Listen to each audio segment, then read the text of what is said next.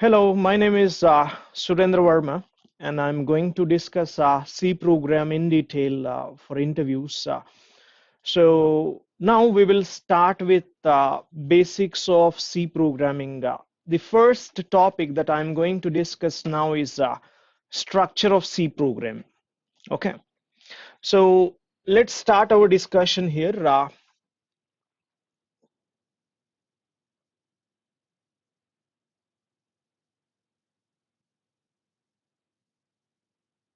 Structure of C program.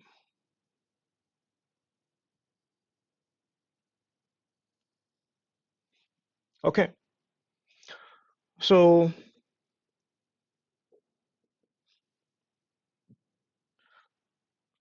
now there are several sections in C program. When you're trying to write a C program, there are several sections. So what is a first section? So first section is documentation section.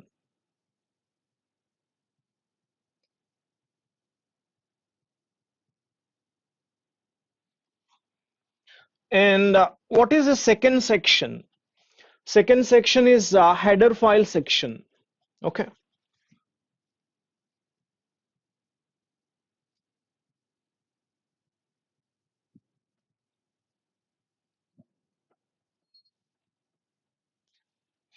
And what is the third section?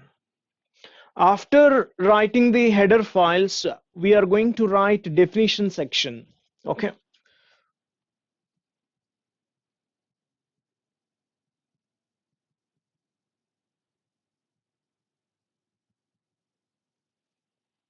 And next, coming to the fourth section, it is used to declare global variables. For example, the name of this section here is global variables declaration section.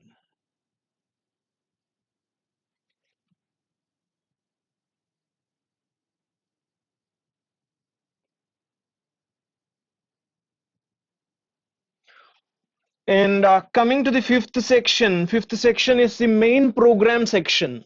Okay.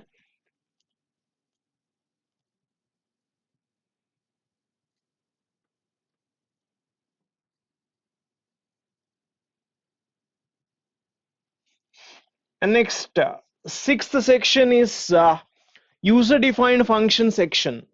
Okay.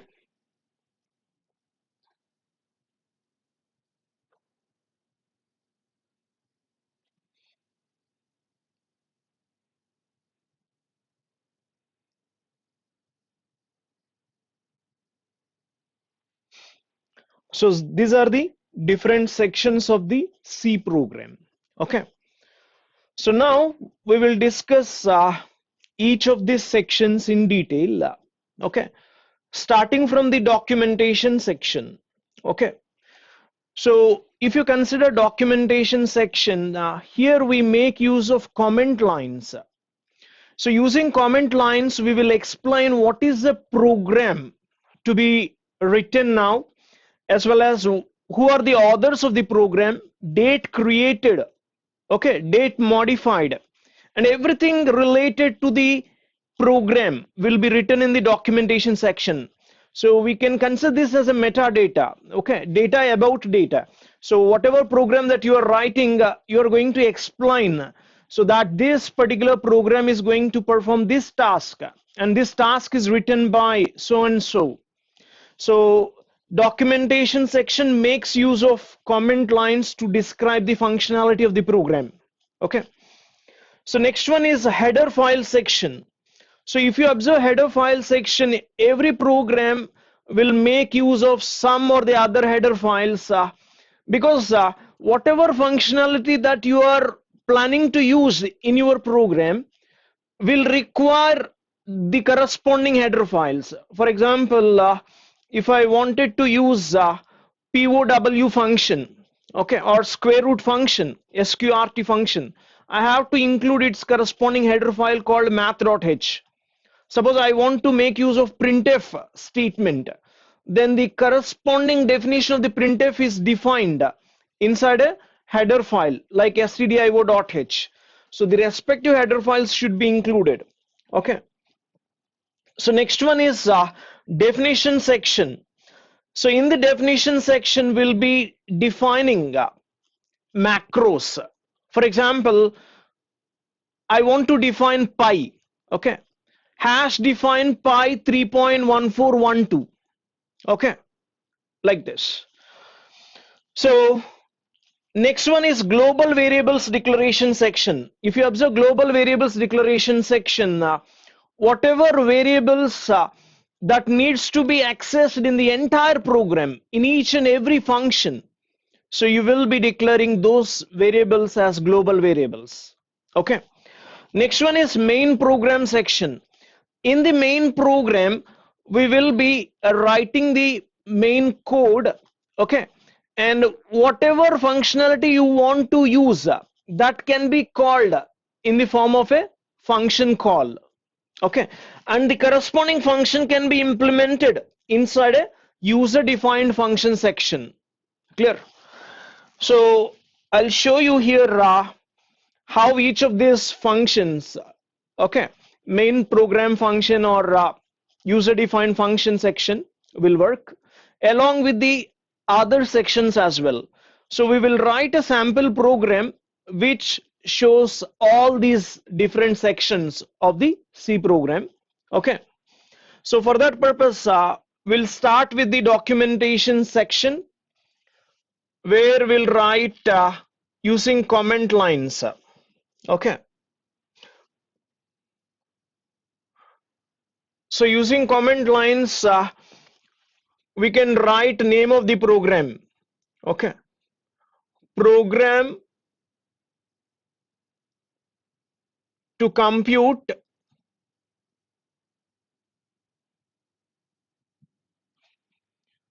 area of circle.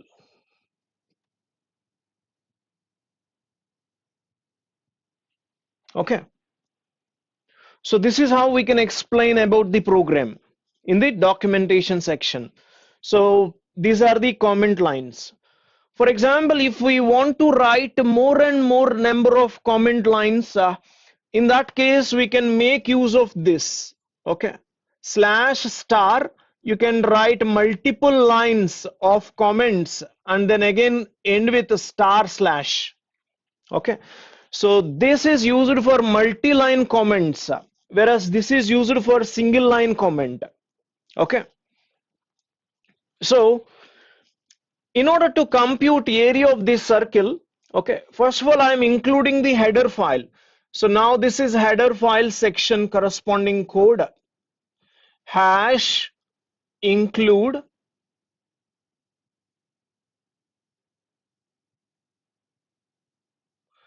stdio.h. Okay. So this comes under header files section. And after this, I'm going to define pi value, which is a macro. Pi corresponding expansion is 3.1412. Okay. So let me define like this. Hash define pi 3.1412.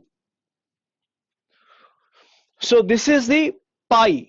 Pi is a macro and its corresponding expansion is 3.1412. So in the entire program, wherever it finds pi, it will be replacing pi with 3.1412. That is the advantage of using macro. And this macro calls will be resolved by the macro processor before the compilation itself. Okay.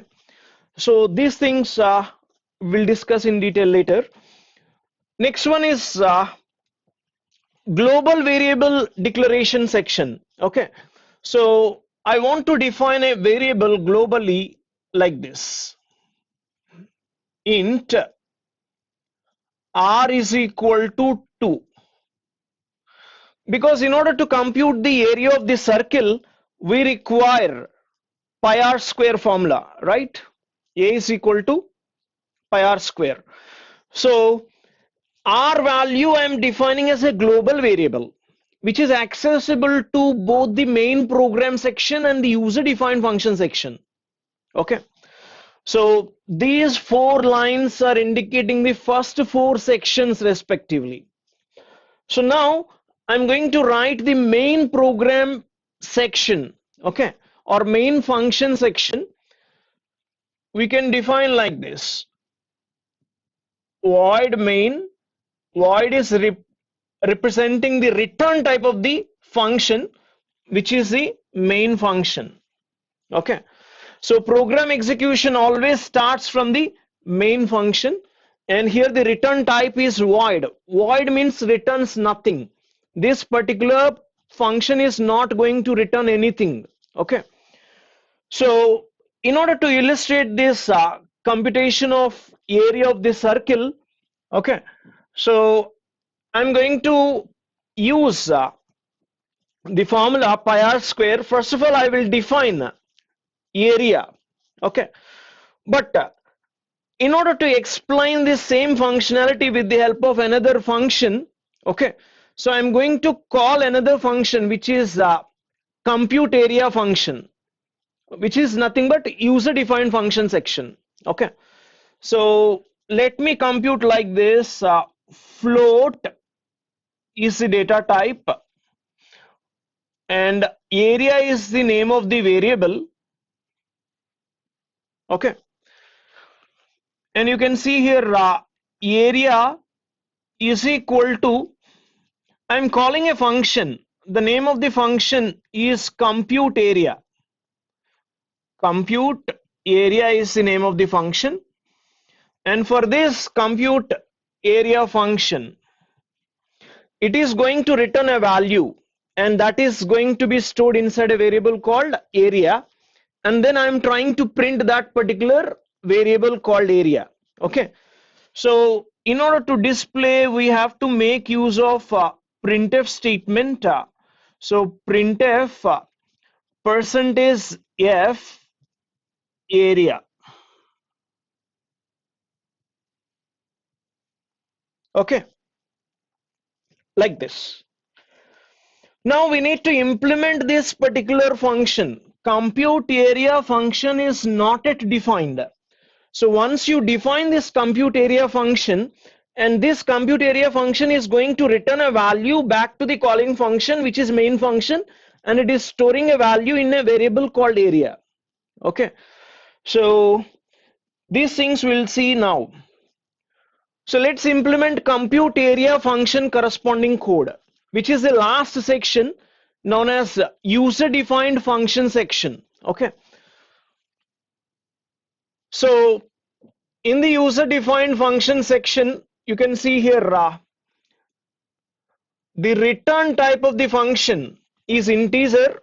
Okay, if you want to return an integer value, but here when you compute area, the value returned should be floating point type. Yes or no? So you have to consider floating point type now. Float. And what is the name of the function that we are calling here? You can see the name of the function that I'm calling is compute area. Okay, so now we can write float corresponding function name compute area is the name of the function. Okay, so now we have to compute area and return this result back to the calling function. Okay, so how this area can be computed? First we'll take floating point variable like a signifying area. Okay, so a is equal to pi r square. You can see we have already defined pi as a macro, and its corresponding expansion is 3.1412. Now if I write pi in the user defined function, every occurrence of pi is replaced by 3.1412 by the macro processor. Okay, so let's make use of this. And r equal to 2, this is clearly a global variable declaration. Okay, So when I declare a variable globally, this is going to be accessed by each and every function in the entire program. Okay, it is accessed by main function as well as the compute area function. So it's quite easy to access both this pi value and r value by the compute area function, right? You don't need to declare again. So let's make use of this and build a formula so that it is going to compute area and returns the area value back to the calling function. Okay, so a is equal to pi r square. You can see pi value already defined, okay, in the form of a macro. Pi into r, which is nothing but pi r square. So now you can start computing area and return the area back to the calling function. Okay. In order to return area back to the calling function, we have to write a return statement. Return of A.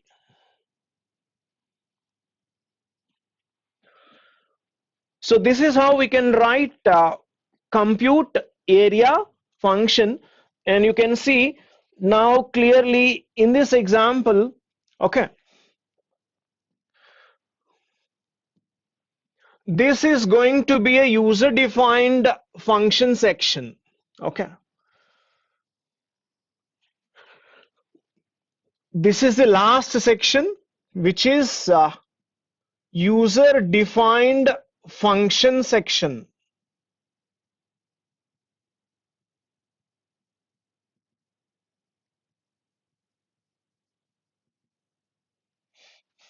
Okay, now similarly, if you look at this comes under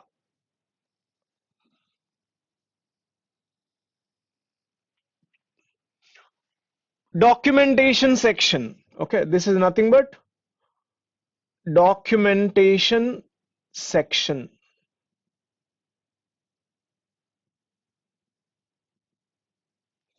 Okay, and this particular section is header file section. This is header file section.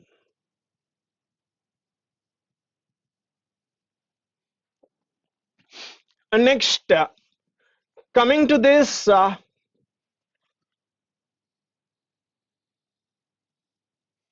this is definition section.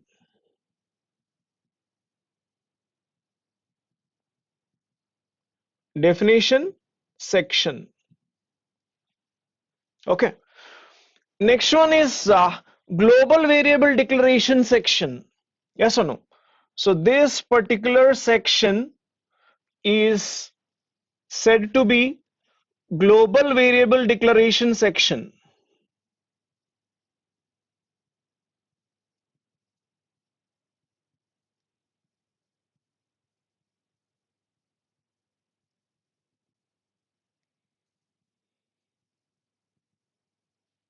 Okay.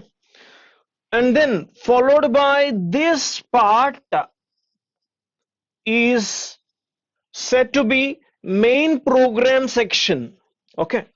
So this is nothing but main function section or main program section.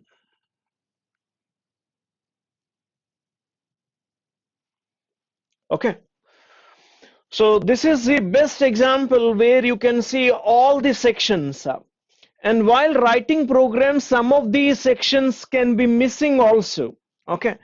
So which type of sections can be missing?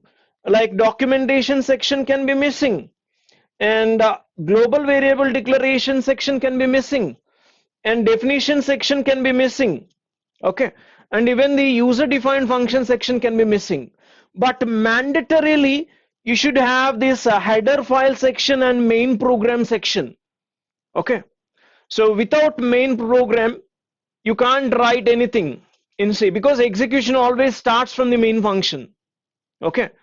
And in order to work with the main function, you will be using some functionality like printf or scanf, then you have to include its corresponding header file.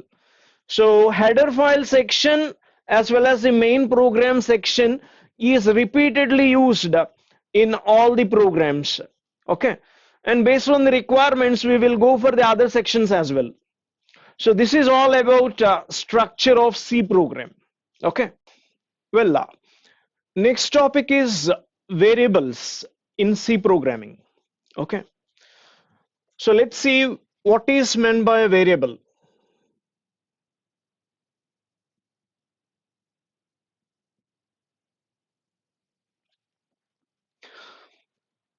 According to concept of memory, okay, so variables are the logical view of the memory location. Okay, so physically we can call it as a memory location, and logically we call it as variable in programming. Okay, so we can write like this: logically, or logical view is nothing but variable.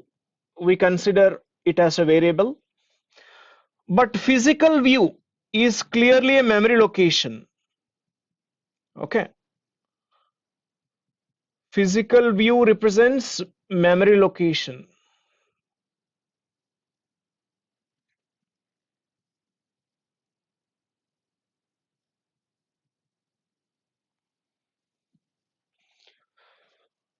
So how do we declare a variable in case of C language? Okay, so in order to make use of any variable, we have to declare it.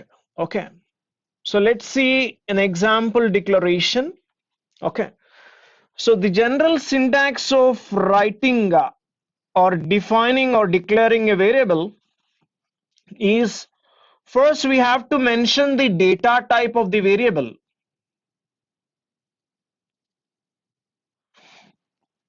So first write down the data type, then create some space, okay, and then write down the variable name,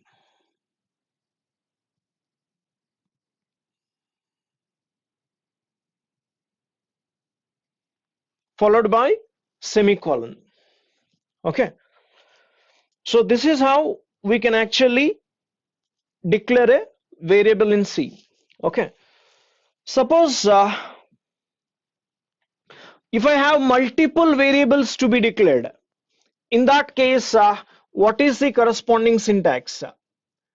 So here, syntax for declaring multiple variables is that first write the data type of the variable and then space followed by variable 1.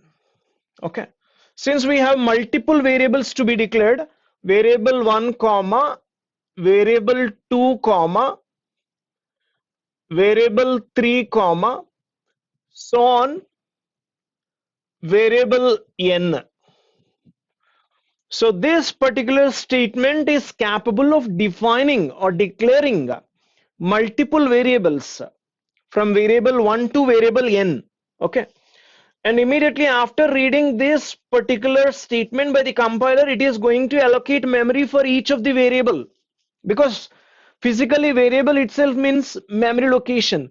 Compiler is going to allocate memory for each of this variable, variable 1, variable 2, so on variable n. And how much memory is allocated for each of the variable? You can see variable 1, this is how memory is allocated. Variable 2 and its corresponding memory is allocated, and so on. Similarly for variable n also the memory. Hello guys, in this video we are going to discuss about data types in C. Okay, basically the primitive data types that are used in C language. Okay, so let's consider data types or primitive data types in C. Okay,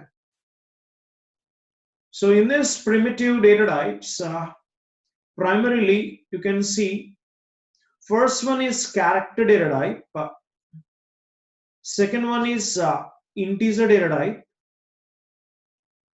third one is floating point type, and fourth one is double data type, and fifth one is void. Okay, so if you consider char data type, it is capable of holding all the characters. Okay, so very simple. In character data type we can store a single character. Okay, so next one is integer data type.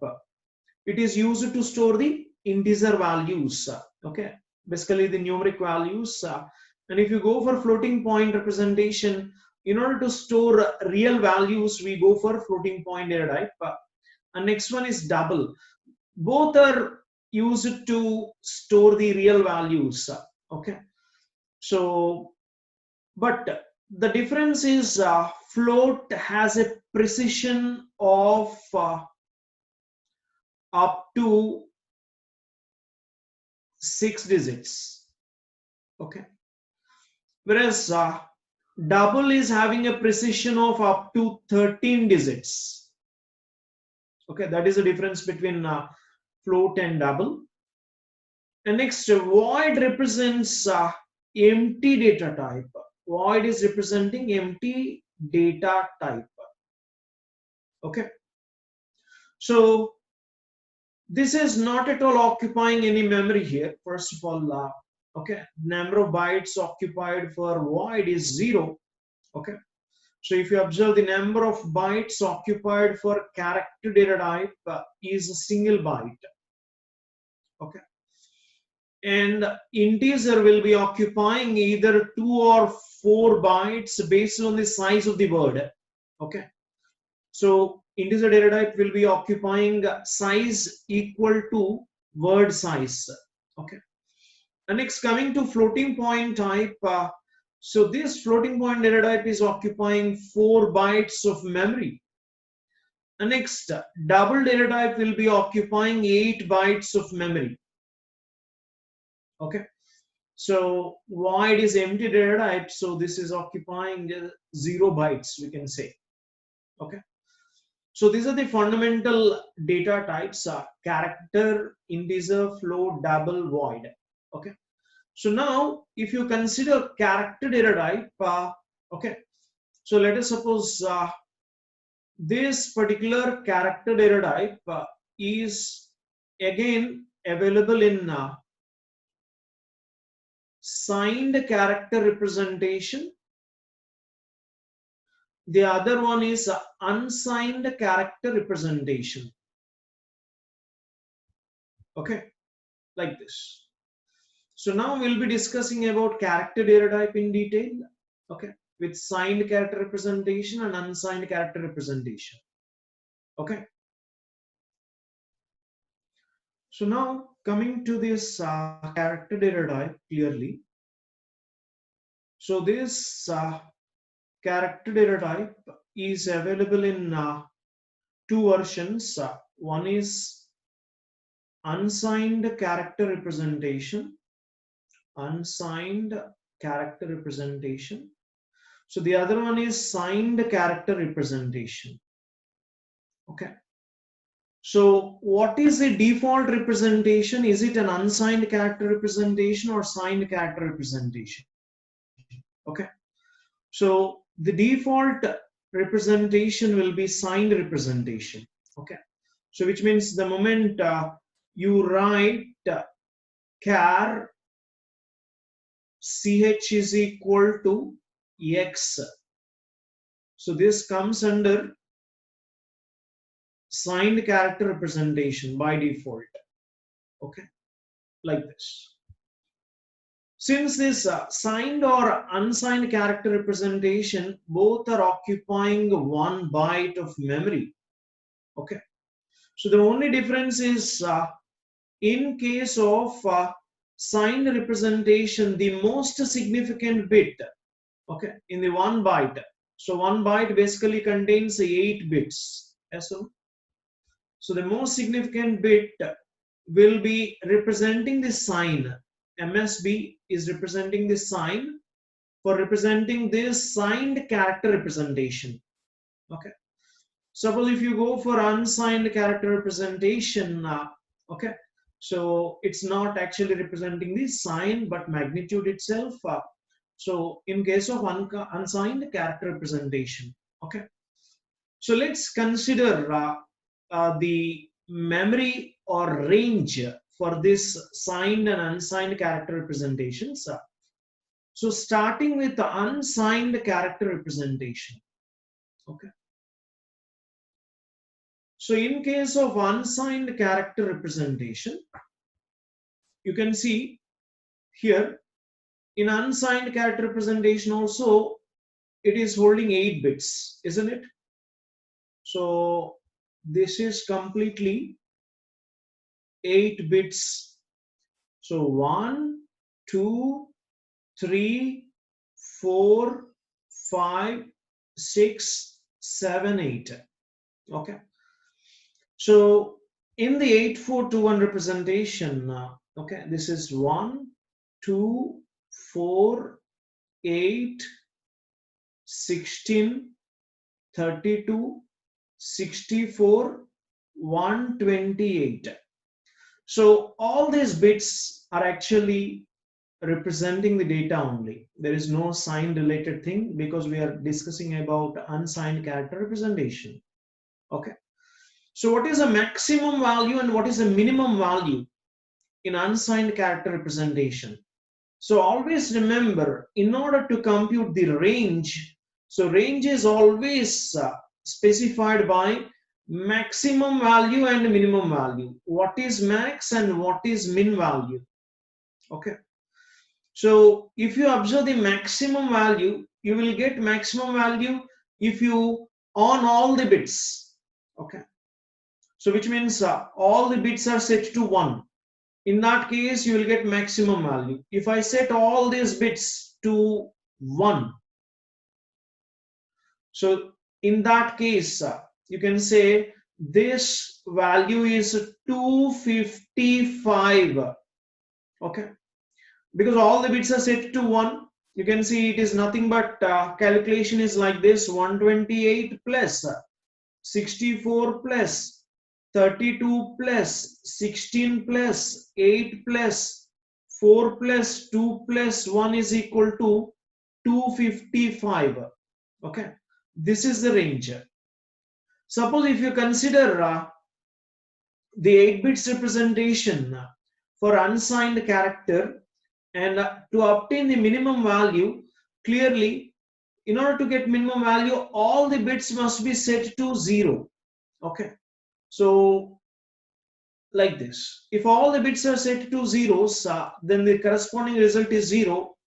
Hence the range for unsigned character representation will be from 0 to 255. Okay, so this is the range of unsigned character representation. So now similarly we will discuss about signed character representation and its corresponding range. Okay, so in case of signed character representation, so the 8 bits are used for representing the entire signed character data type. Okay, so it consumes 8 bits, but the most significant bit, this is the most significant bit, isn't it? MSB, this is most significant bit, and this particular bit we call it as LSB, least significant bit. Okay, so you can see 4, okay, 5, 6, 7, 8. Now if you observe this representation, the most significant bit will be representing the sign as well. Okay, minus 128, now it is 64, 32. Okay, and this is 16, 8, 4, 2, 1. So in order to represent the range for the signed data, range is represented by maximum and minimum value, max and minimum value. Okay, so what is a maximum value here? In order to produce a maximum value in the sign representation, the most significant bit can be made to 0 and all other bits can be set to 1. Okay, 0, 111 and then followed by 4 ones. Okay, so since this bit is set to 0, if you observe the remaining bits corresponding value, it is going to be 64 plus 32 plus 16 plus 8 plus 4 plus 2 plus 1. Okay, so you can see here this value which is produced will be plus 127. Okay, 64 plus 32 plus 16 plus 8 plus 4 plus 2 1 plus 1 will be 127. Okay, now in order to represent the minimum value, okay, so in order to represent minimum value, you have to take this most significant negative value bit set to 1. Okay, so MSB bit is set to 1, all the remaining bits are set to zeros, just like this. So when the MSB bit is set to 1, you can see this is going to give you minus 128. So the result obtained will be minus 128. Okay, so we can say simply the range of this signed character representation is minus 128 to plus 127. Okay, just like this. So now from this we can write a formula from this unsigned character representation and signed character representation. So first let us build a formula for this. Since the range is from 0 to 255 and how many bits are there? Totally 8 bits are there. So if n is equal to 8, how you can represent its corresponding range?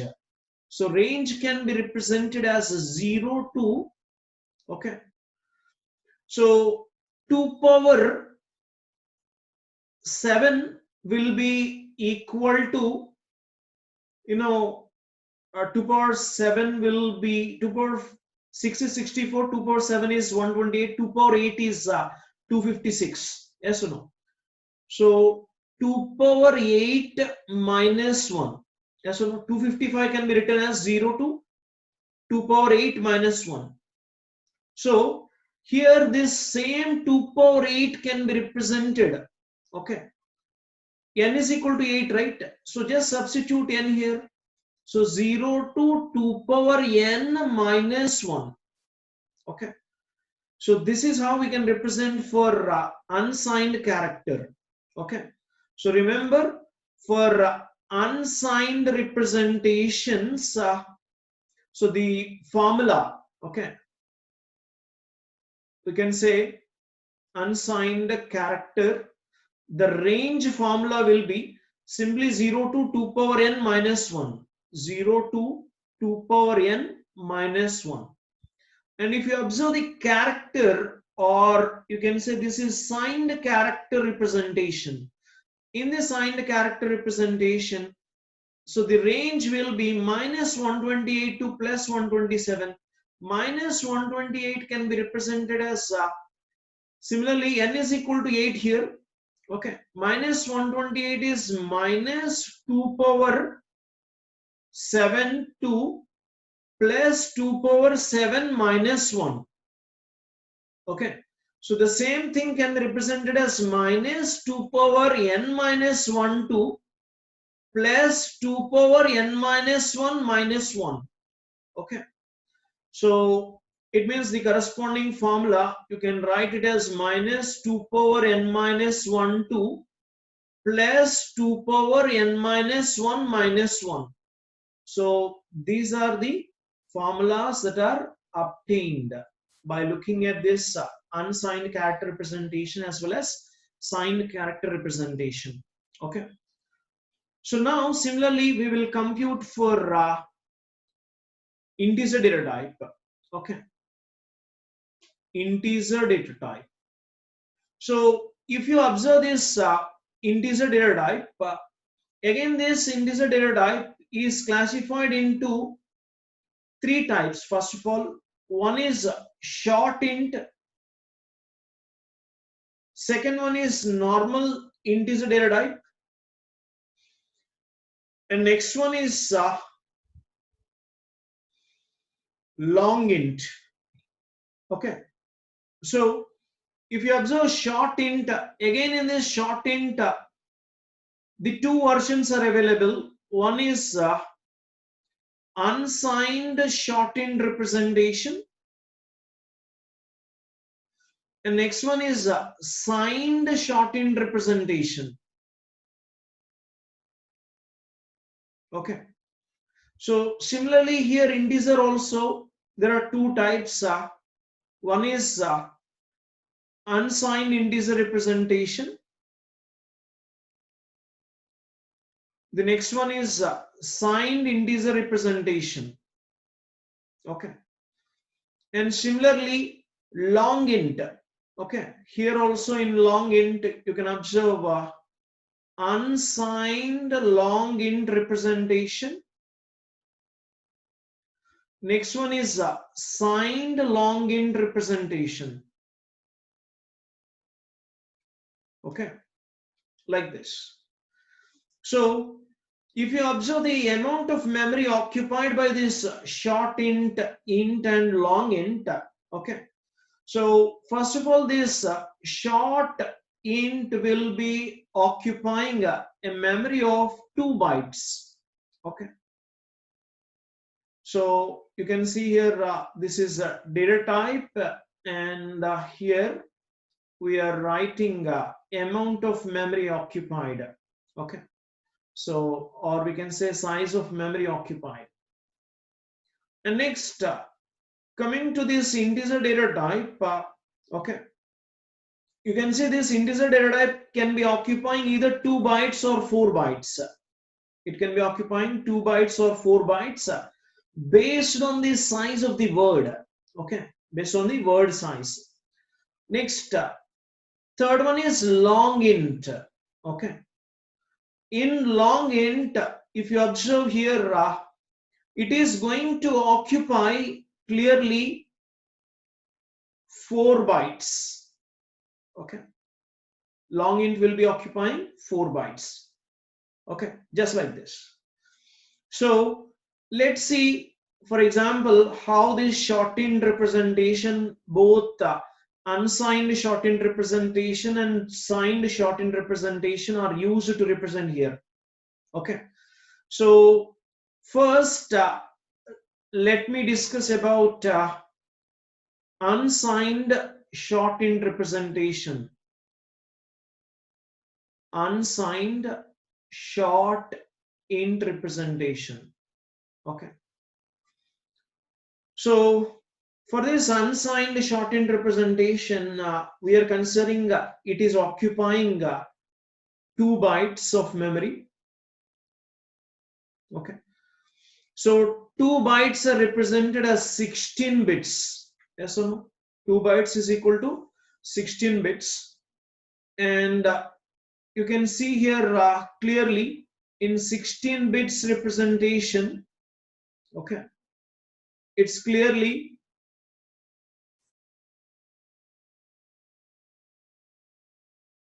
occupying like this.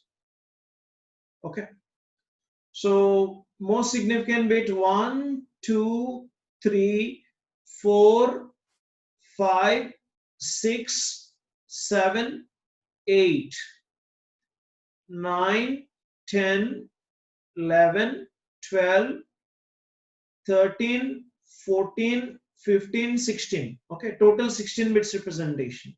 Okay, so if you observe this representation, this will be representing 2 power 0. This is representing 2 power 1, 2 power 2, 2 power 3.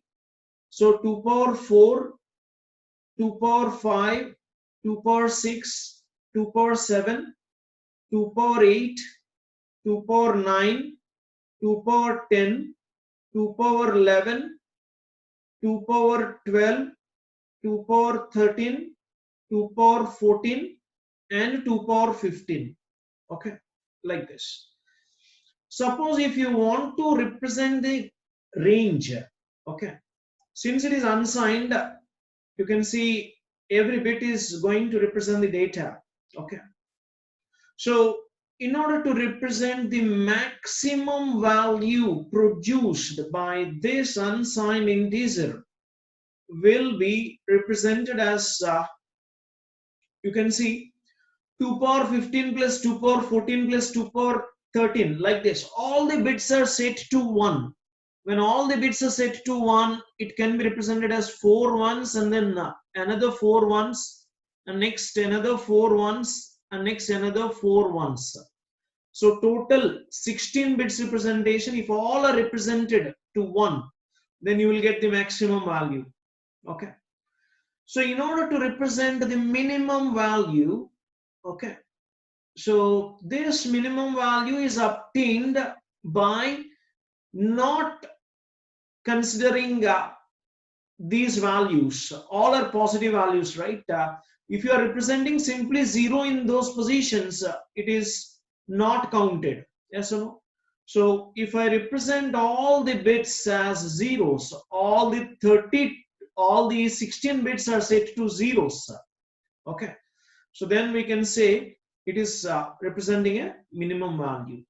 Okay, so obviously minimum value will be 0, and what will be the maximum value?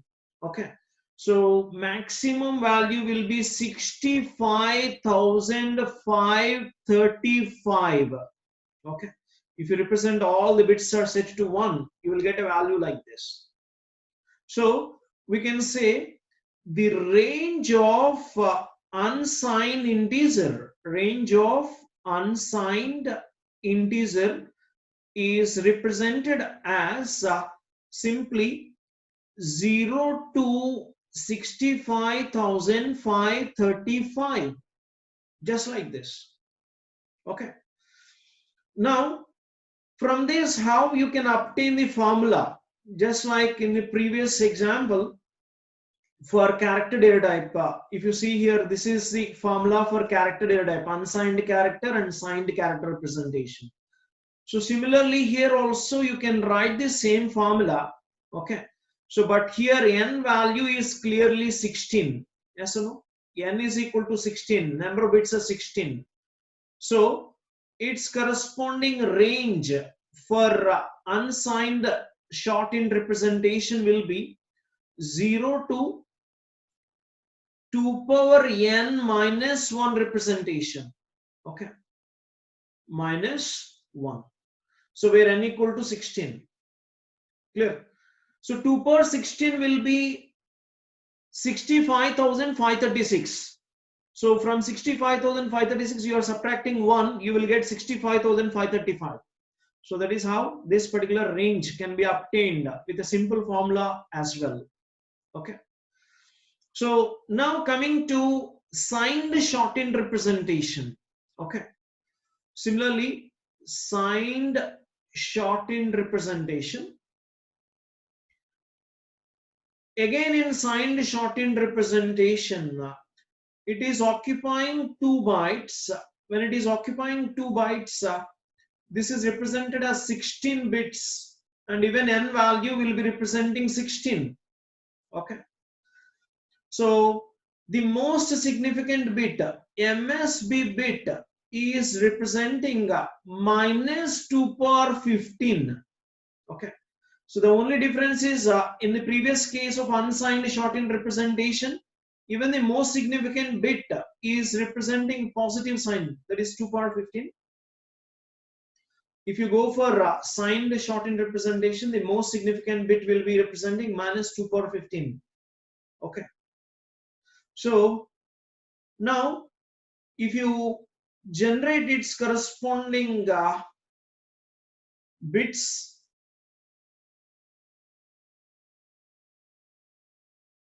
okay, so this is 1, 2, 3, 4, 5, 6, 7, 8, 9, 10, 11, 12, 13, 14, 15, 16, just like this. So you can observe here clearly the bits will be represented like this: 0, 1, 2, 3. So, and their corresponding values, if you want to represent their corresponding values, this is going to be 2 power 0, 2 power 1, this is 2 power 2, 2 power 3, 2 power 4, 2 power 5, 2 power 6, 2 power 7, 2 power 8, this is 2 power 9, 2 power 10, 2 power 11, 2 power 12, 2 power 13, 2 power 14, but this is going to be a more significant bit representing the sign as well. So this must be minus 2 power 15, minus 2 power 15. So in order to produce the range of this particular signed shortened representation, so this range contains maximum value and minimum value. Okay. So this is going to be maximum and minimum value combination. Okay. So to produce the maximum value, you can see only the most significant bit should be set to 0. All the remaining bits should be set to 1. Triple 1 and then 4 ones and then 4 ones and then 4 ones. Okay. So when all the bits are set to 1, just like this, except the most significant bit, this is going to produce a value which is minus 32768. Okay. Yes or no? So this is, this is a maximum value. So in this maximum value, you can see you're completely making this bit as 0. Okay. And all the bits are set to 1. So this is going to be plus 32767. Okay. So if you observe the minimum value, in order to obtain the minimum value, the most significant bit should be set to 1 here. All the remaining bits are set to zeros, just like this. Okay. So when you set all the remaining bits to zeros, this is going to produce minus 32768. Okay. So again, we can make use of these formulas. Okay. So the range can be represented as here maximum value. According to the formula, you can see the same maximum value that you have obtained for signed character representation and unsigned. Okay, you can see in signed character minus 2 power n minus 1, 2 plus 2 power n minus 1 minus 1. So the same formula is applicable here also. This is going to be plus 2 power n minus 1 minus 1, where n is equal to 16 here. So which means plus 2 power 15 minus 1. So 2 power 15 will be 32768. So minus 1 is 32767. Okay. So similarly here also you can represent it as minus 2 power n minus 1 according to the formula.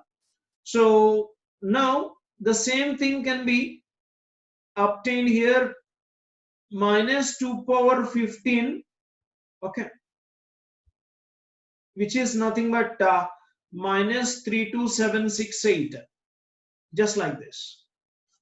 So in the same way, you can also identify the range for integer data type, okay, and long integer as well.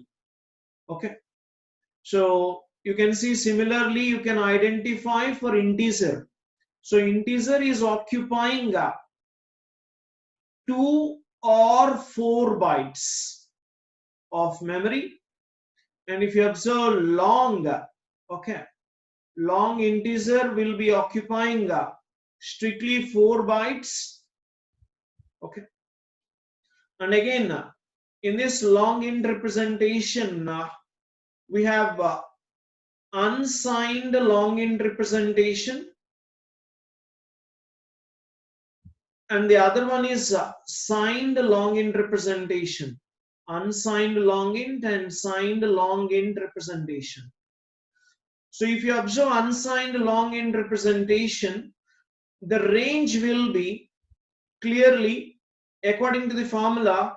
4 bytes means clearly here there is 32 bits.